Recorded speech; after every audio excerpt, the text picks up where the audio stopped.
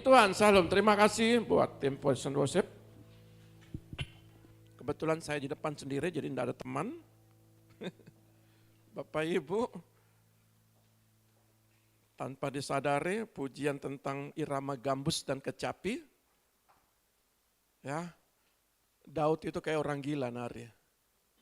Ya kan? Tapi ketika saudara memuji Tuhan, irama gambus, bagaimana hati saudara? Ya, saya selalu tidak pernah membicarakan tentang tema, saya biarkan saja bagi worship leader untuk memuji, naikkan pujian ini. Dan kebetulan ini kita bicara tentang irama gambus. Saudara, saya mau lihat bagaimana hati saudara kemah Daud tentang tempat Tuhan jatuh cinta dengan seorang pemuji dan seorang penyembah. Saudara perhatikan dengan baik, dengan seksama. Terkadang saya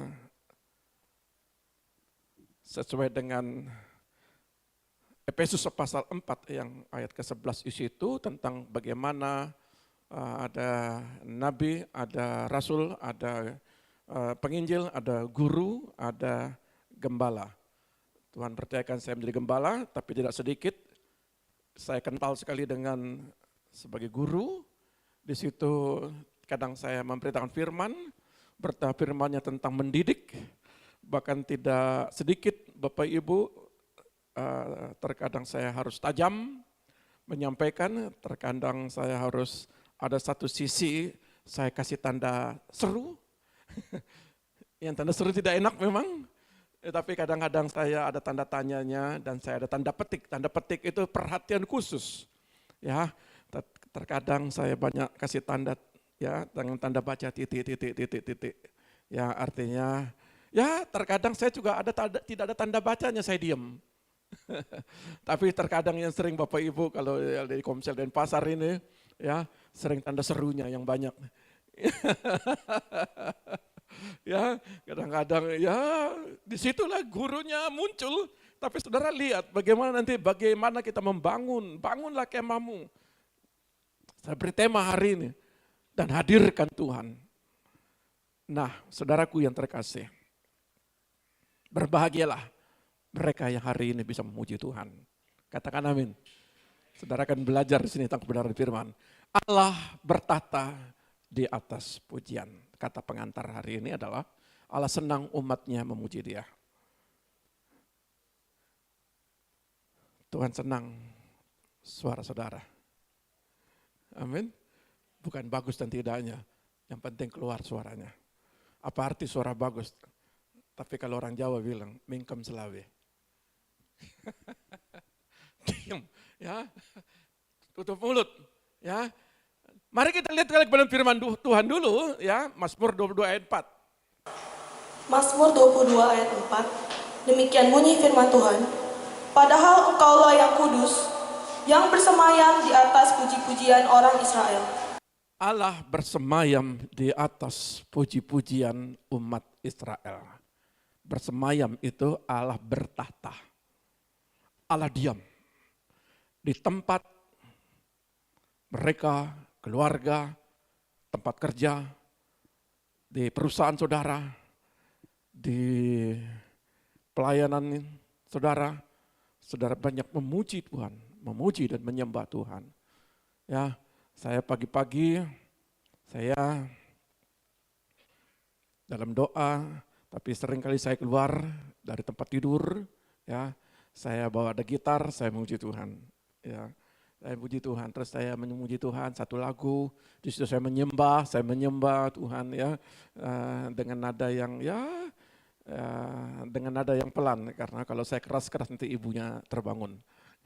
Tapi sering sekali kita sudah biasa bangun jam 3, ya, kita berdoa terus sampai ya jam 4, jam 5 kita bangun, dan terkadang saya tidur lagi, bangun pagi lagi, jam 6 saya bangun untuk berdoa lagi. Kenapa? Karena Allah sedang mencari pengganti Lucifer. Ya, Lucifer, malaikat terang itu, bintang timur, ya, yang dulu menjadi malaikat kesayangan Tuhan. Ketika dia jatuh dalam dosa, ya dalam jatuh dalam istilahnya menganggap dirinya sebagai Allah setara, lalu ketika dia dibuang Allah mencari pengganti. Ketika dia mencari pengganti Adam dan Hawa, Alkitab mencatat memang di situ tidak tercatat di dalam bagaimana sehari-harinya, tapi saya percaya Adam dan Hawa juga walaupun tidak tercatat, pasti kehidupannya juga dia menjadi seorang pemuji. Ya, menjadi pemuji dan penyembah. Nah, saudara lihat, kalau kita melihat di dalam sebuah kebenaran ini, berkat itu tercurah di balik pujian dan hormat kepadanya. Dampak balik orang yang memuji Tuhan. Ya, makanya saya sarankan pujian ini kenapa penting. Banyak orang penting firman-Nya, tapi saudara kurang penting pujian itu. Ya, kurang penting pujian sehingga saya selalu katakan, usahakanlah Bapak Ibu di dalam satu minggu, kalau firman Tuhan bilang setiap hari, tetapi secara kalau kita lihat di kemah suci, itu berbicara suatu tempat di mana tabut Allah itu ada di situ. Dan mereka semua mempunyai aturan bagaimana mereka membangun sebuah pujian dan penyembahan kepada Allah. Jadi kalau hari Minggu ini, saya berharap kalau saudara terima berkat nanti pengajaran ini ya, usahakan supaya saudara bisa memuji lebih banyak. Ya, bolehkah saya berkata demikian karena saya akan teruskan nanti tentang pujian ini. Ya, dan jangan sampai dekat-dekat firman baru saudara datang. Ada haleluya? Ya, kenapa? Karena saudara akan lihat Mazmur 22 ayat 27. Coba baca. Mazmur 22 ayat 27. Demikian bunyi firman Tuhan, orang yang rendah hati akan makan dan kenyang. Orang yang mencari Tuhan akan memuji-muji Dia. Biarlah hatimu hidup untuk selamanya. Artinya, Bapak Ibu, di dalam firman ini pun juga dikatakan ya, mereka akan berseru-seru, mereka akan memuji Tuhan, bahkan di dalam Alkitab ini pun juga dikatakan orang yang rendah hati akan makan dan kenyang, orang yang mencari Tuhan akan memuji-muji Dia, biarlah hatimu hidup untuk selama-lamanya. Kalau saudara mencari Tuhan, pujian ini sangat penting. Dia rindu suara saudara. Makanya ketika Daud itu dikatakan gila sama Mika istrinya, dia tidak memahami bahwa setiap 6 langkah bukan sekedar korban lembu yang dikorbankan, tetapi Daud dia menari di atas darah lembu. Mulai dari Kiryat Yarim ya, sampai dari rumah Obed Edom, sampai karena dia lihat Obed Edom itu diberkati. Lalu ini seorang pemain kecapi, ya. Istilahnya kalau sekarang tuh pemain gitar. Ya, berbahagialah yang bisa memuji Tuhan, makanya di komsel-komsel ada pemain gitar, nanti saudara tahu. Ya, kalau saudara dipakai dalam menjadi alatnya Tuhan untuk bermain musik di situ, ya, saudara akan lihat nanti. Tuhan akan buat perbedaan. Kenapa orang yang suka memuji Tuhan, Tuhan angkat hidupnya. Nah, saudara lihat, di dalam 27 ini berbahagia mereka akan diberi makan sampai kenyang, tidak akan pernah berkekurangan. Ya, halo seorang pemuji, ya, harus seorang penyembah, Tuhan bilang kau tidak akan pernah kekurangan. Amin ya. Nah, lalu Alkitab ini juga mencatat sebuah pembelajaran yang berharga bagaimana menyukakan hati Tuhan dan Dia hadir di dalam hidup kita. Ada 3 tokoh yang menjadi pelajaran hidup dan memotivasi kita untuk mendapatkan hari-hari yang baik dan waktu perkenanannya. Tokoh yang pertama, saudara lihat, ya, Daud menghadirkan Tuhan, 1 Tawarik 16 ayat 1 dan 2. Mari kita buka.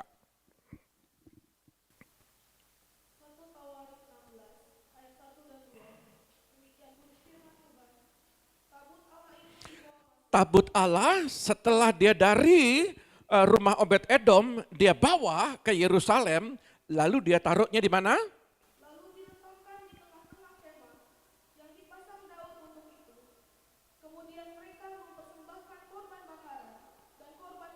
korban bakaran dan korban keselamatan di hadapan Allah.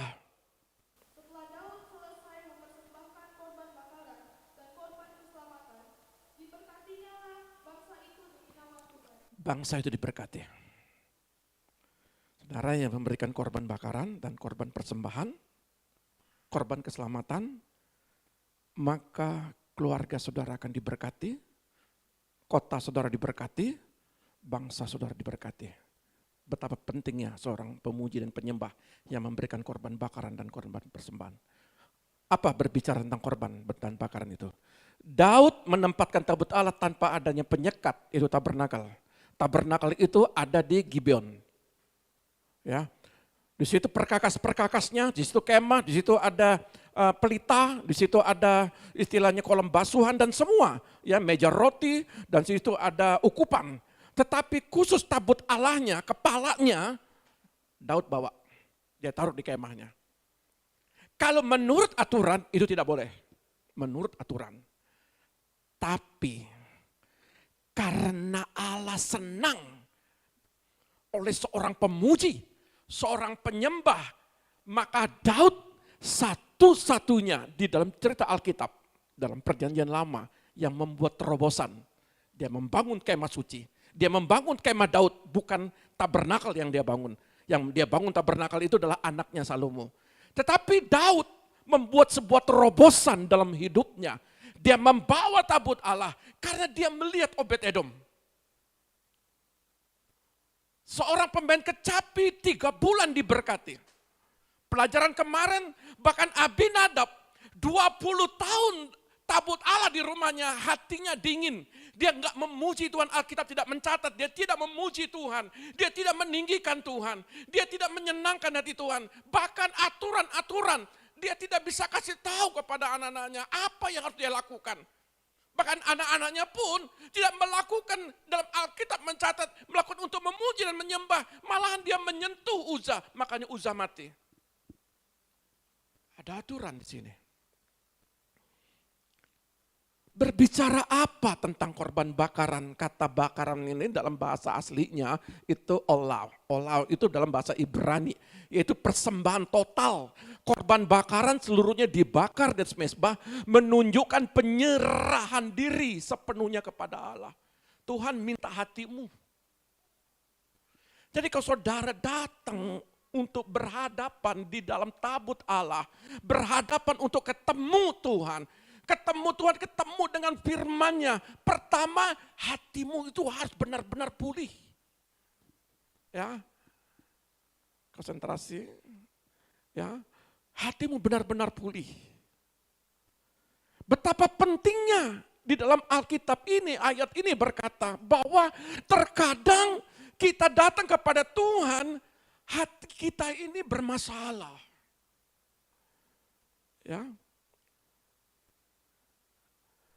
Terkadang kita ini benar-benar Tuhan minta supaya kita ketika kita memberikan korban bakaran kita, yaitu pujian.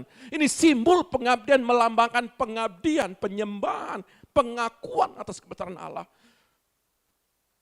Sebab itu korban bakaran ini berbicara sebelum saudara datang kepada Tuhan untuk di hari Sabat seperti orang Israel, dia persiapkan hatinya. Saudara sebagai tim WL, tim Present Worship, persiapkan dengan benar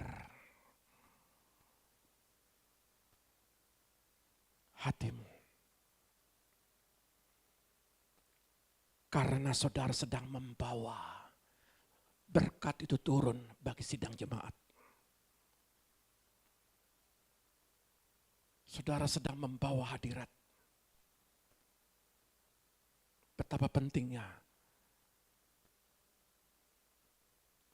korban bakaran ini di depan Tuhan. Allah mencium korban bakaran itu, yaitu pujian penyembahan dari saudara.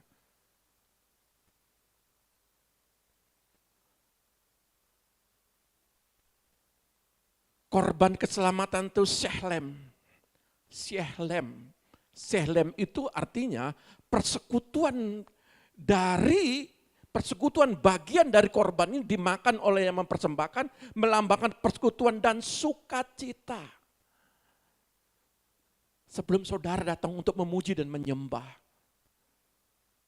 kalau kehidupanmu belum diselesaikan di rumah, belum kau selesaikan sama orang-orang di sekitarmu, maka persembahan pujianmu hambar seperti sayur tanpa garam. Hambar di hadapan Tuhan. Jadi bukan sekedar kita datang untuk memuji dan menyembah. Dan sudah lihat, korban keselamatan ini, syukur dan puji-pujian, korban ini sering dipersembahkan sebagai ungkapan syukur atas berkat kebaikan Allah. Senin, Selasa, Rabu, Kamis, Jumat, Sabtu, dan hari Minggu. Ya, selama 1 minggu, mungkin setiap hari saudara memuji dan menyembah, tetapi secara korporat. Ingat, Daud punya kerajaan, punya istana. Tapi dia datang ke kemahnya, yang dia tempatkan, yang di situ ada tabut Allah, dan dia mempersiapkan 30.000 pemusik, 30.000 pemuji. Di situ ada pemain kecapi, ada pemain gambus, rebana, gendang. Tadi kan ada gendang kata-kata. Dengan gendang kecapi ku memuji. Oh. Jadi ada di situ semua. Ya, tahu bahwa ini yang dirindukan Tuhan. Kalau sekarang sudah ada gitar, ada bass, ada piano, ada drum, gendang. Digantikan oleh drum. Saudara lihat betapa Tuhan rindukan korban keselamatan, korban bakaran itu yang Tuhan rindukan. Tuhan mau itu, Tuhan saudara bawa dari Roma, persiapkan. 1 minggu. Tuhan rindu suaramu. Di dalam apa? Bukankah setiap hari aku memuji? Betul. Di dalam konteks pondok Daud. Daud bisa memuji di rumahnya. Tetapi untuk secara korporat bersama-sama dengan tim, pujian pengagungan dinaikkan. Tuhan rindu, sisihkan dalam 1 minggu hari Sabat. Saudara datang untuk memuji Tuhan. Menyembah dia bersama tim-tim. Pujian dan penyembahan. Saudara lihat, perhatikan. Membangun suara sukacita dan persekutuan, pesta di antara umat yang beribadah. Jadi ketika ucapan syukur daripada rumah baru, ucapan syukur daripada ulang tahun anakmu, suami, istri, usahakan 1 tahun diberikan umur, seharusnya saudara datang untuk membangun sebuah pujian penyembahan. Kalau dulu saya berbeda. Kalau dulu, wow, ya sama teman-teman. Sama teman-teman, suatu tempat saya happy-happy. Tapi kalau sekarang saya bangunnya apa? Saya membangun dalam hadirat. Ya, betapa penting. Nah, saudara lihat, Daud membangun hubungan yang baik dengan orang Lewi. Coba saudara perhatikan. Ya, mari kita lihat kebenaran firman nih, ayat 4-nya. 1 Tawarik 16 ayat 4-11, demikian bunyi firman Tuhan. Juga diangkatnya dari orang Lewi itu beberapa orang sebagai pelayan di hadapan tabut Tuhan untuk memasyurkan Tuhan Allah Israel dan menyanyikan syukur dan puji-puji. Jadi orang Lewi itu diangkat terus. Kepala ialah Asaf dan sebagai orang kedua ialah Sakaria, lalu Yehiel, Semiramot, Yehiel, terus Matika, Eliab, Benaya, ada Obed-Edom juga di situ, terus. dan Yehiel yang harus memainkan gambus dan kecapi, sedang Asaf harus memainkan ceraca. Ya, Dan Benaya serta Hasari, Yaharsiel, imam-imam itu selalu harus meniup nafiri di hadapan tabut perjanjian Allah itu. Kemudian pada hari itu juga, Maka Daud untuk pertama kali menyuruh Asaf dan saudara-saudara sepuaknya menyanyikan syukur bagi Tuhan. Bersyukurlah kepada Tuhan, panggillah namanya, perkenalkanlah perbuatannya di antara bangsa-bangsa. Bernyanyilah baginya, bermazmurlah bagi, bermazmur terus, percakapkanlah segala perbuatannya yang ajaib. Bermegahlah di dalam namanya yang kudus. Biarlah bersuka hati orang-orang yang mencari Tuhan. Carilah Tuhan dan kekuatannya, carilah wajahnya selalu. Carilah wajahnya selalu. Daud membangun hubungan, coba lihat. Daud ini dari suku Yehuda. Ya. Lalu bagi orang-orang Lewi, dia tahu karena orang-orang Lewi yang diberi tugas untuk tugas bagaimana memelihara, menjaga tabut Allah, memuji, menyembah, mempersiapkan segala sesuatu. Daud membangun hubungan yang intim, yang erat dengan orang-orang Lewi. Ayo, bagian kecapi, bagian gambus, bagian ceracap, bagian pujian. Ansap, engkau nyanyikan pujian. Apa maksudnya? Kesehatian, membangun tim yang harmonis, baik bertugas maupun dalam kehidupan sehari-hari. Saudara sebagai seorang pelayan, tidak dibenarkan satu sama lain saling menjatuhkan.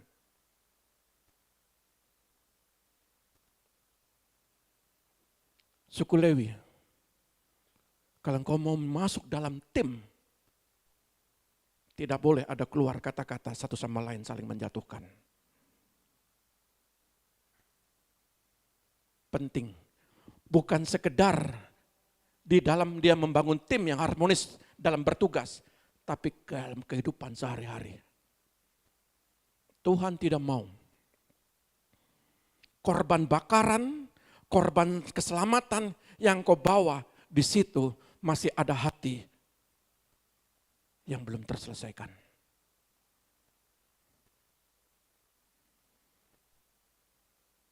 Secara di dalam liturgi mereka untuk membangun sebuah pujian penyembahan, Daud memberi aturan, ini yang suara yang bagus masuk dalam tim violin singer. Ini masuk yang bisa bermain gitar, ini masuk. Yang bisa main drum, ini masuk. Nyanyikan pujian. Agungkan nama Tuhan. Agungkan nama Tuhan. Dan secara di dalam contoh bagi Daud adalah dia melihat potensi yang ada dalam diri mereka. Dan dalam tim ini, Daud tidak mau melihat sebuah kesalahan seperti Usa. Kenapa? Antara saudara, antara orang tua, dan tidak bisa memahami apa yang harus mereka lakukan dan mereka buat aturan. Ketika saudara masuk dalam pujian dan penyembahan, ketika saudara masuk dalam tim ini, ketika saudara masuk di dalam istilahnya saudara sebagai seorang pemuji, semua jemaat ini adalah seorang pemuji Tuhan. Maka Tuhan tidak mau ketika hati saudara satu sama lain saling melihat kekurangan. Tuhan tidak mau.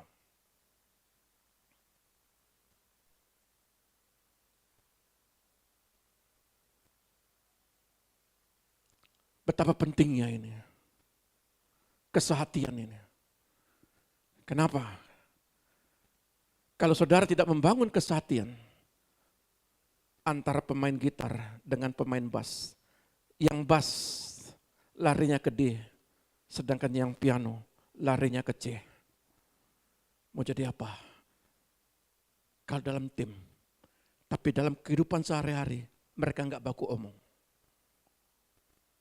Mereka ada selisih paham, langsung tidak ngomong berminggu-minggu, berbulan-bulan. Yang satu sama lain melihat kekurangannya, maka saudara akan lihat pelayanan itu akan hancur. Ketika saudara bangun tabut Allah, bangun kemah suci ini, bangun pondok Daud ini, artinya secara keseluruhan korban keselamatan dan korban bakaran ini perhatikan baik-baik. Sehebat apapun kau beritakan firman, tapi kalau satu sama lain saling melihat kekurangan, firman yang keluar dari mulutmu tidak akan pernah berdampak kepada jemaat yang kau bawakan. Ini penting. Maka saya selalu sampaikan, hal-hal yang tidak penting tidak usah jadi permasalahan. Dan tidak usah dimasalahkan. 1 Tawarik 16 ayat 22-23. 22-nya dulu. 1 Tawarik 16. Baca yang keras sedikit. Jangan mengusik orang-orang yang kuurapi. Jangan kau usik-usik. Terus. Dan jangan berbuat jahat terhadap nabi-nabiku. Jangan ganggu-ganggu nabi-nabiku.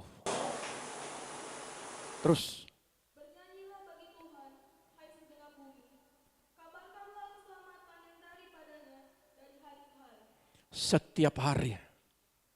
Beritakan kebaikan. Jangan kau memberitakan kekurangan. Karena ini akan berdampak. Ayat berikutnya. Tapi satu hal sebagai seorang, bukan sekedar seorang gembala, tapi seorang guru yang ingin mengajarkan kepada saudara. Kenapa jawaban masalah terjadi bertubi-tubi dalam kehidupanmu? Karena satu hal ini. Jangan ganggu mereka. Karena dia sedang membawakan, menurunkan sebuah hadirat dalam pujian penyembahannya. Lalu saudara berkata, enggak bertobat-bertobat. Untuk apa dia nyanyi? Untuk apa dia bawa pujian? Untuk apa dia main musik? Untuk apa dia bertanya firman Tuhan? Firman bilang, jangan usik-usik. Amin. Jangan usik-usik mereka. Karena lihat ayat berikutnya sebelumnya, ini yang terjadi, Allah marah kepada mereka. Itu sebabnya saya rindu supaya saudara mengalami sebuah terobosan. Stop. Kalau memang hentikan perkara-perkara yang merusak hati. Kalau bisa setiap hari engkau bernyanyi, muliakan Tuhan setiap hari. Stop. Bicarakan orang, stop. Berhenti. Melihat kekurangan tetanggamu, stop. Melihat teman sekerjamu, stop. Kekurangan teman sekerja. Melihat kekurangan saudaramu, orang tuamu, anakmu, stop. Membicarakan pelayanan, para pelayan, stop. Setiap hari Tuhan minta keluar dari mulutmu pujian pengagungan bagi Dia. Tapi kalau hati rusak, kau tidak akan bisa memuji Tuhan dengan baik.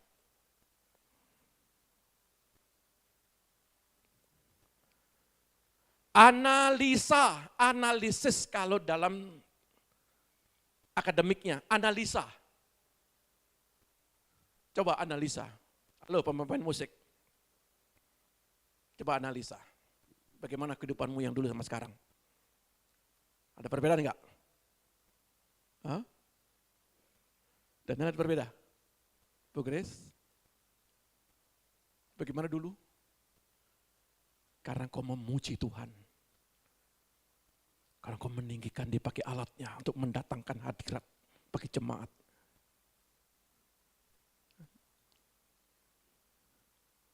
Pemain drum, pemain piano bagaimana? WL singer bagaimana?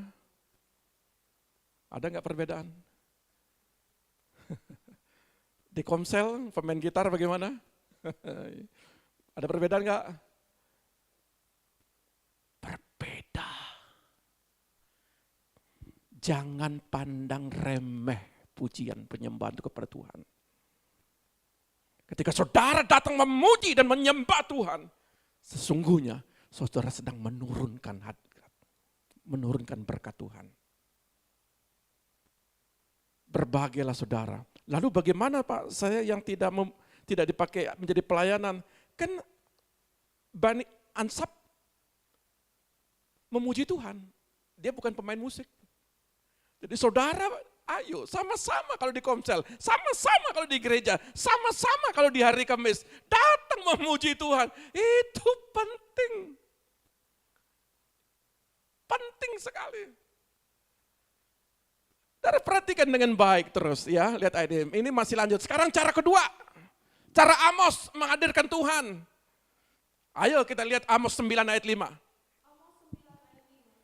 Semakin dalam lagi ya pengertian tentang pujian penyembahan. Terus.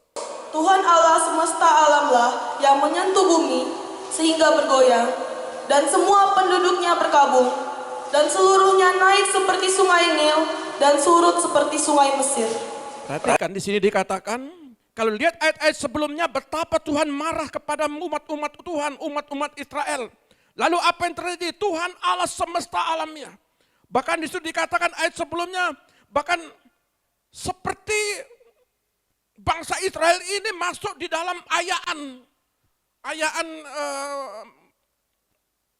gandum, ditampi. Dosa membuat tsunami kesulitan terjadi dalam hidup kita. Apa yang terjadi di ayat kelima ini? Perhatikan dengan baik. Ya, bahkan alamiah, semesta alam yang menyentuh bumi sehingga bergoyang dan semua penduduknya berkabung. Ya, dan seluruhnya naik seperti sungai Nil dan surut seperti sungai Mesir. Bahkan di situ seperti tsunami terjadi. Coba saudara lihat bagaimana tsunami di situ menghabiskan semua. Pada waktu saya lihat di YouTube itu Cina mengalami banjir, mobil-mobil, rumah-rumah pada hanyut semua. Bahkan tsunami terjadi di mana-mana, tsunami kesulitan. Kenapa? Karena dosa. Lalu apa yang terjadi? Amos 9 ayat 9 pasal 9 ayat 11 bilang apa? Amos 9 pasal 11. Pada hari itu aku akan mendirikan kembali pondok Daud yang telah. Akunya besar. Dia katakan, aku rindu supaya mendirikan kembali pondok Daud. Terus? Aku akan menutup pecahan dindingnya dan akan mendirikan kembali reruntuhannya. Aku akan membangunnya kembali seperti di zaman dahulu. Di zaman Daud. Terus? Supaya mereka menguasai sisa-sisa bangsa Edom dan segala bangsa yang kusebut milikku. Demikianlah firman Tuhan yang melakukan hal ini. Sesungguhnya waktu akan datang. Demikianlah firman Tuhan, bahwa pembajak akan tepat menyusul penuai dan pengirik buah anggur penabur benih. Gunung-gunung akan meniriskan anggur baru dan segala bukit akan kebanjiran. Aku akan memulihkan kembali umatku Israel. Mereka akan membangun kota-kota yang lincin, tandas dan mendiaminya. Mereka akan menanam kebun anggur dan minum anggurnya. Terus?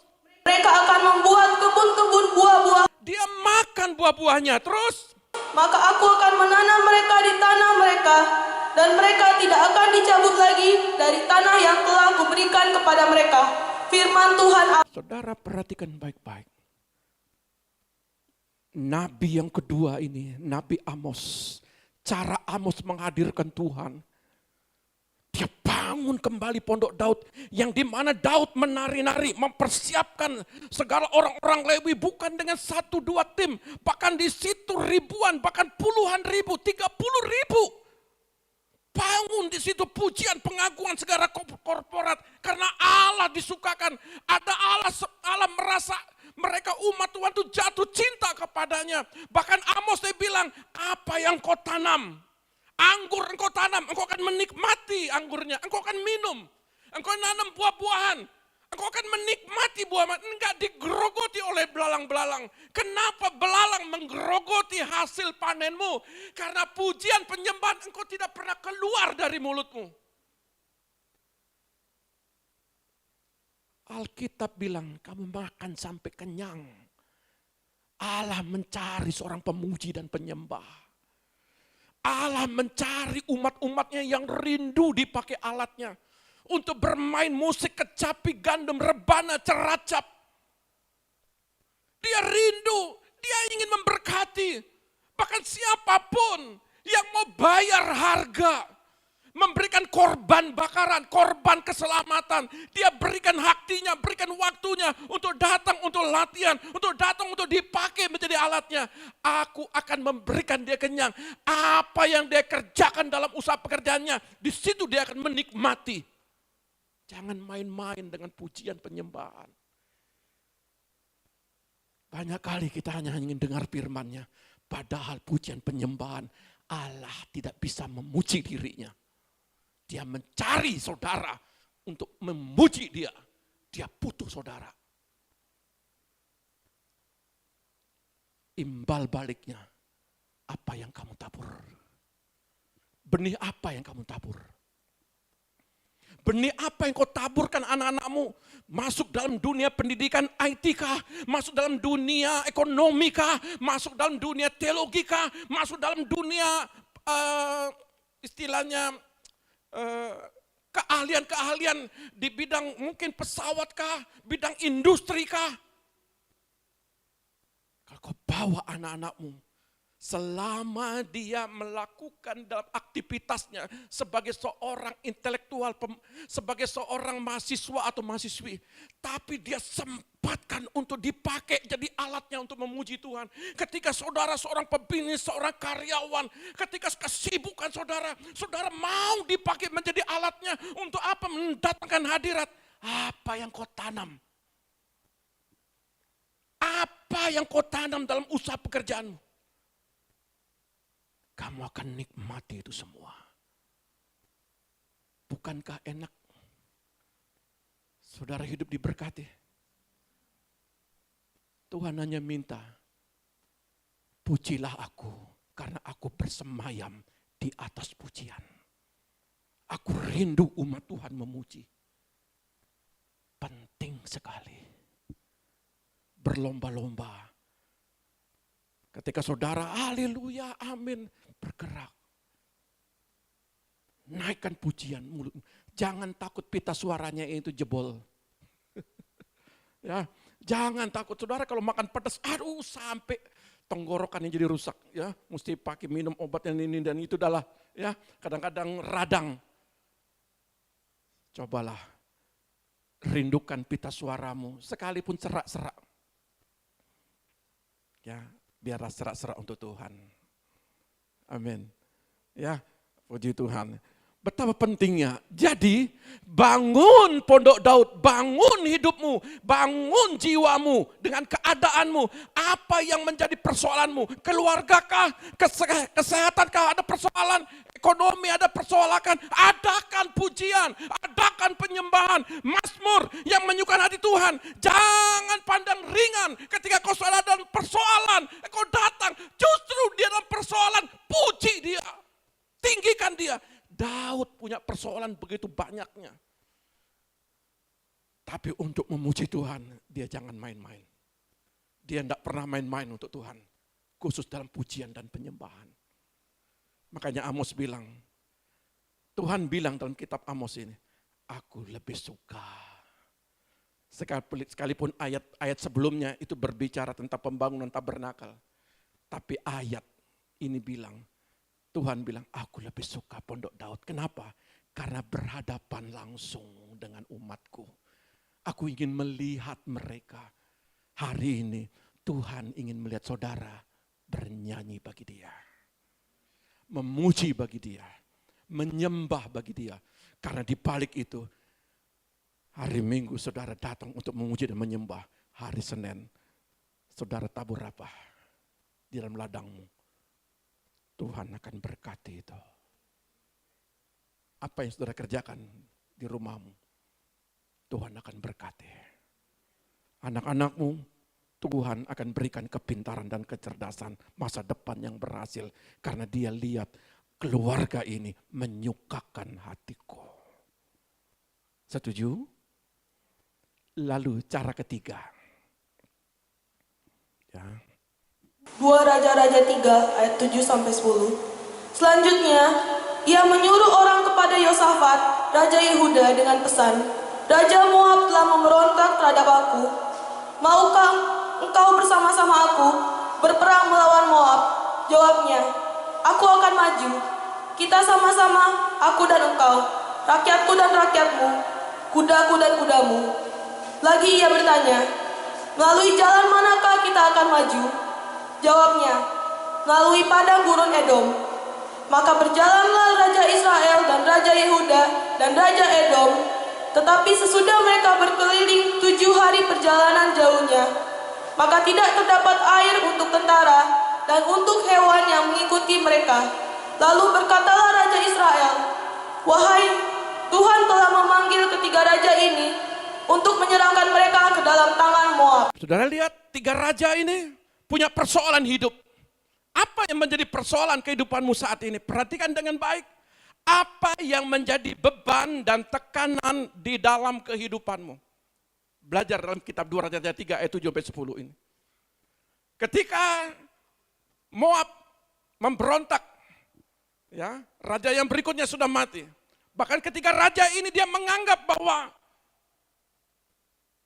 kami mengalami suatu kesulitan.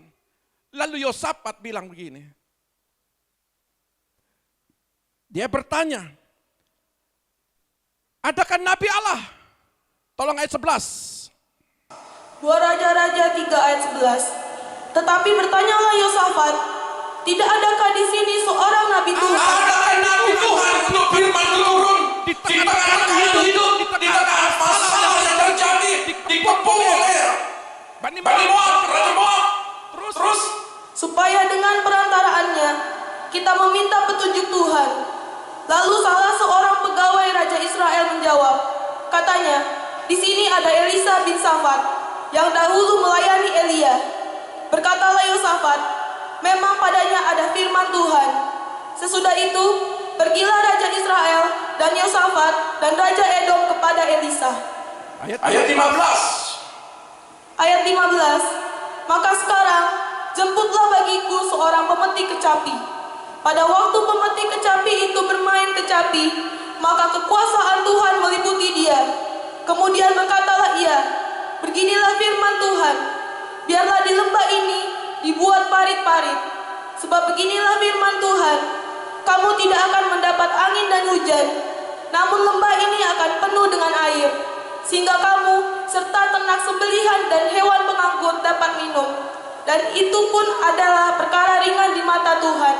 Juga orang Moab akan diserahkannya ke dalam tanganmu. Saudara lihat. Maka sekarang jemputlah bagiku seorang pemetik kecapi. Mereka minta petunjuk. Apa yang terjadi? Di dalam mereka diserang oleh Bani Moab. Mereka jalan kepada padang gurun Edom. Justru di tengah kesulitan, mereka ada di padang gurun. Yang kering, yang tidak punya apa-apa. Air gak ada, mereka ada binatang. Ada beberapa banyak anak-anak yang dibawa. Keluarga-keluarga yang dibawa. Lalu Yosafat bilang begini, ini baiknya. Di tengah kesulitan, Yosafat seorang raja, adakah hamba Allah yang memberikan sebuah pewahyuan di tengah-tengah kami dalam kesulitan? Tuhan tidak menganjurkan ketika saudara punya masalah, cari ke tempat-tempat yang tidak berkenan. Ya, saudara masuk dalam kehidupan malam, dunia gelap, dugem, ya, supaya terinspirasi. Alkitab bilang, Yosafat bilang begini, adakah seorang nabi yang bisa memberitakan apa firman yang terjadi untuk kami melangkah? Panggil, ini ada Elisa. Elisa bilang apa? Aku mintakan seorang pemain gitar.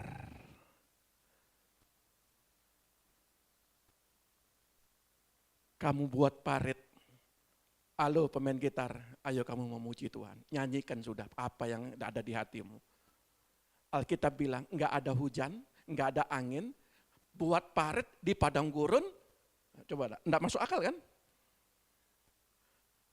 Di situ ada kesulitan, ada padang gurun, dapat tekanan hidup, persoalan untuk mengambil apa yang menjadi milikmu. Lalu perintah seorang hamba Allah bilang, buat parit. Ambil kecapi dulu. Dia enggak bilang masalahnya dulu, kecapinya dulu. Bawa gitar, ayo muji Tuhan. Baru buat parit. Dari lihat apa yang terjadi. bagian kita memuji Dia, bagian Tuhan yang menyelesaikan persoalanmu. Ini kadang-kadang tidak masuk di akal ini. Jadi tiga petunjuk cara kita untuk memuji Tuhan itu penting. Makanya saudara, kalau punya masalah keluarga, masalah kesehatan, masalah anak-anak, datang hari Minggu. Beres? Haleluya. Ketika saudara datang, saudara memuji Tuhan.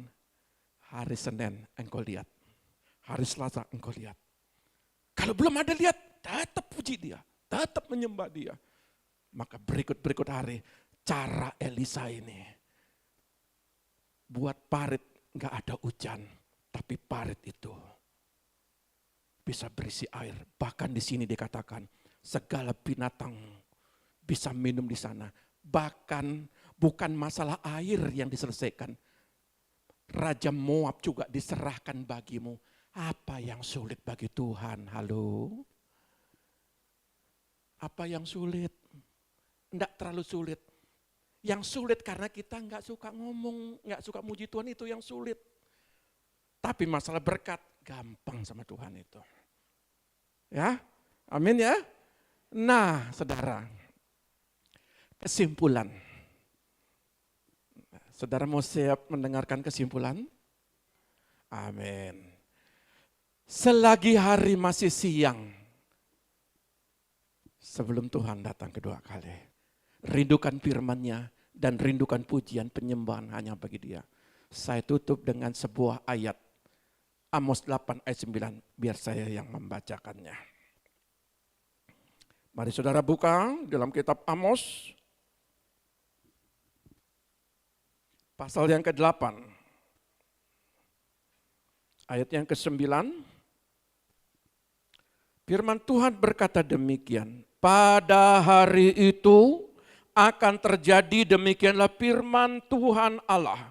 Aku akan membuat matahari terbenam di siang hari dan membuat bumi gelap pada hari cerah. Aku akan mengubah perayaan-perayaanmu menjadi perkabungan dan segala nyanyianmu menjadi ratapan. Aku akan mengenakan kain kabung pada setiap pinggang dan menjadikan gundul setiap kepala. Aku akan membuatnya sebagai perkabungan karena kematian anak tunggal, sehingga akhirnya menjadi seperti hari yang pahit dan pedih. Sesungguhnya ayat 11, waktu akan datang, demikianlah firman Tuhan Allah. Aku akan mengirimkan kelaparan ke negeri ini. Bukan kelaparan akan makanan dan bukan kehausan akan air, melainkan akan mendengar firman Tuhan.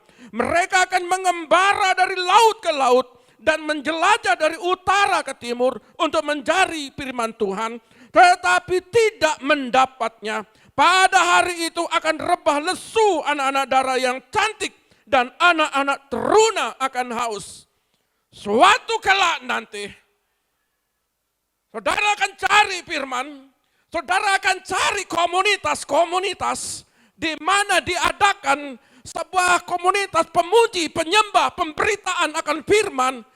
Saudara lihat, suatu kelak masa sukar yang amat akan tiba. Berbagailah yang haus akan firman-Nya, berbagai mereka yang kesukaannya memuji dan menyembah Tuhan, tetapi bagi mereka yang tidak peduli, akan menyesal. Karena Alkitab berkata, mereka mencari komunitas pemuji, mencari komunitas penyembah, pemberitakan firman. Ketika masa kesukaran, masa antikris akan terjadi, mereka akan mencari mana pemuji, mana tim vision worship, mana yang dulu. Karena kesulitan demi kesulitan terjadi. Pemberitaan firman, ketika saya beritakan di Komsel, yang ada banyak tanda serunya. Di situ saudara mungkin ditegur, dinasihati. Suatu kelak, saudara kan tidak menemukan itu lagi.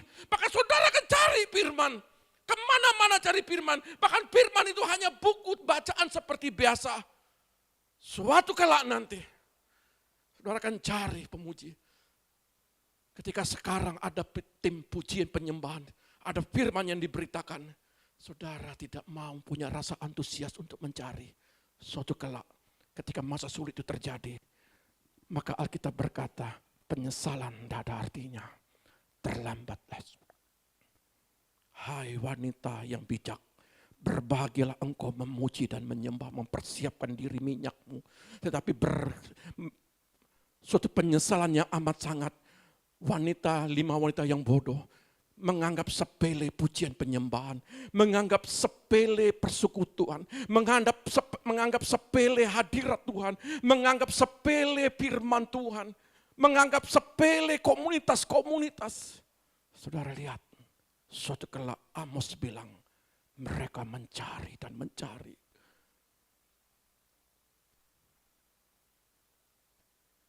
Mana Sam? Mana Daniel?